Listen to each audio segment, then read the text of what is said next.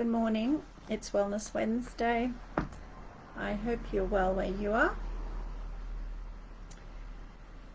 So I'm now live, apparently. I hope you're well where you are. It's Wellness Wednesday. We have a reprieve in the rain where I am at North Queensland at the moment. It's been a very, very wet and soggy few days. And all over Australia, it's really been a year for a lot of water. Too much water in many, many places, too much flooding, too much disaster, too much concern about the environment, and global warming, and more rain coming. So that's been a big challenge for a lot of people. It's certainly on my mind a lot all the time.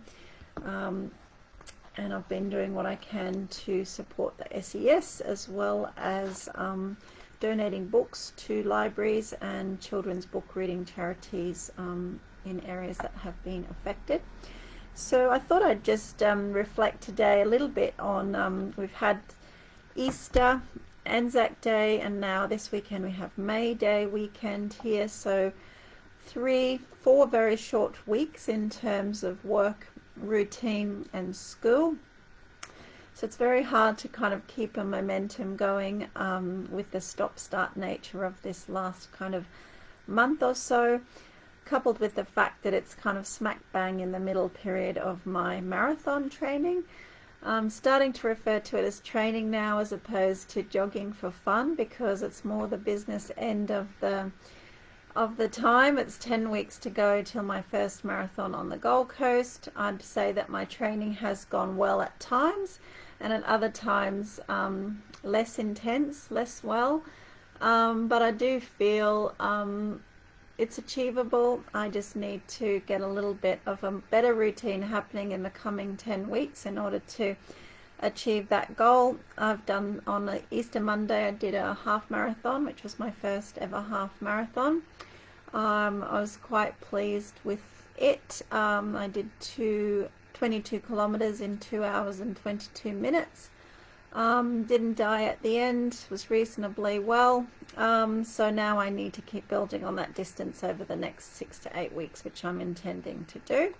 And indeed, I'm going for a run after this live today, because there was so much rain over the last few days. Running in torrential rain is not necessarily safe. So I chose to be a little bit more indoors over the last few days. We spent Anzac Day with my family and had our own little commemoration. People commemorate Anzac Day as opposed to celebrate. So we did a little commemoration, spent some nice family time, and that was pleasant. And it's good to kind of really take time at the moment to appreciate our families, because there's many, many people that don't have that in their lives when they're separated from their loved ones, which has been a huge challenge. So last week I restocked shops around Townsville with books, because I hadn't been out stocking shops lately. So I'm grateful to the people that continue to buy my books globally as well as locally. Thank you, thank you, thank you. As I said, I've donated books to libraries already, and I also donated books to friends in Poland who are helping Ukrainian kids. So what we've kind of identified a big thing at the moment, and indeed I interviewed a professor of sociology last night.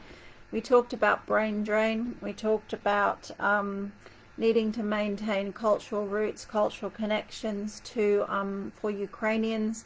We talked about refugee syndrome and kind of how hard that is when you're the child of a refugee. We talked about trauma and rebuilding lives. So this Monday coming, which will be our long weekend, May Day weekend, I'll be participating and co-hosting a reading of my koala book, The Koala Who Lost His Heart, in Krakow for about 100 Ukrainian kids and their parents. We're going to have a koala day, do lots of activities. I'm going to dress up, and I'm also planning a special surprise for them. So that's really fun, and it's a way to kind of bring some joy and light and learning to kids who are separated from their parents and families, extended families, fathers, and to share some messages of hope, and also to show them that internationally people do care about them. So That's been great, and I've had a lot of support since I put my face on television, in the newspaper, and my voice on ABC radio last week. People from groups around this area as well as further afield, asking how they can help be a part of our efforts and our initiatives in Ukraine, which is used taking, and I'm donating and giving very willingly and freely all of my free time to help my friends both inside and outside of Ukraine. And so it's been grateful to receive donations of money as well as goods and support for families during this really, really challenging time. So the Monday is the book reading. Tomorrow I'm heading up to Charters Towers, where a fundraiser has been organised by Susie Cutter and members of the community. So I'm super grateful for that, and I'll have a chance to share some of the work that we've been doing in Ukraine, as well as those that are still inside Ukraine, and how we're finding ways where we can to help people. So there's a lot of stuff going on at the moment on top of work. So that's what I was really thinking about. It's, you know, there's the work routine, there is running routine, there's a mum routine, a school routine, and just generally trying to keep all the cogs moving. My floors are disgusting and need mopping, so that's on my list of things to do today. And I'll feel better as a person when I have clean floors. But really this last few weeks, you know, it comes and goes, ebbs and flows, but I have this sick feeling inside of my body. It's that sick, hopeless, overwhelmed feeling that you have when, you know, things are not right with the world. So that's been really challenging. So I'm trying to breathe very deeply, practice gratitude, and to constantly look for things to be grateful for, and to channel all of that energy into as many positive things as possible. So that's kind of how I'm endeavoring to overcome those feelings. But you know, they don't necessarily go away. It's just using them in a different ways to do as many things as possible that help other people, and to keep reminding myself that, you know, I'm safe and I have the ability to rest whenever I need to, as opposed to many others in the world who don't right now. So those are some things that have been an interesting reflection. And late last year in December, I went to a talk by my friend Jan Lees, and it's the Year of the Water Tiger.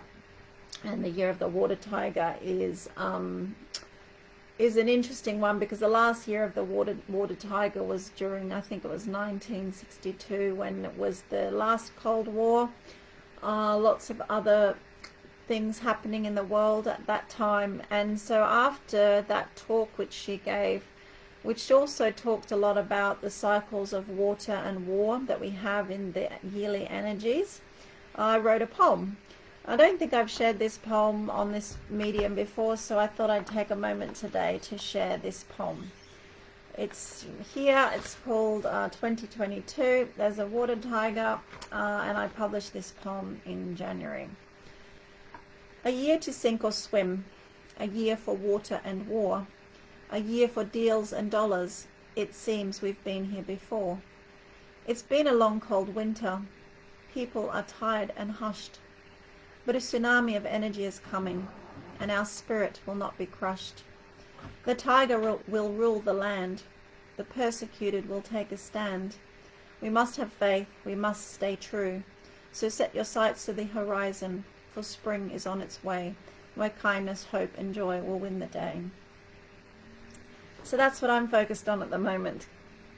The horizon, where kindness, hope and joy will rule the day. And indeed that was supported by Mikhailo last night when we spoke about the future of Ukraine, the strength of Ukraine, the future of Europe, and what's likely to happen. There is a very, very strong possibility that Putin will put a nuclear weapon into Ukraine soon, before the 9th of May, which is Victory Day, when Russians celebrate Victory Day. The war will escalate quite quickly or de-escalate quite quickly, depending on the response of the world. So we need to be prepared for that internationally as well as locally. So, you know, my feeling is that he will target a city that he doesn't really want, that he hasn't yet destroyed. And there's many of those. So it's a really, really, really frightening time for those people, those of my friends who are left, and those people who are obviously trying to take shelter in other countries. And Europeans are starting to think about their summer holidays, which would be starting in June, July, August, when Europe traditionally shuts down. But I think summer holidays in Europe will look very different this year as a result of the chaos that we have in Ukraine, as well as spilling over into other areas. So I'm very, very much hoping for a swift, speedy end to all the killing, so that we can move on with peace and more joy, and hope will win the day. So I wanted to share that message with you today. Thanks for your support so far. Hope you're well where you are, keeping to some kind of normality, routine as much as you can, even in times of crisis, is kind of important, and indeed talked a lot about at the moment, even inside of Ukraine. So thank you for watching. Thank you for supporting all of the efforts of myself and my friends, and I will see you again real soon. Take care. Bye.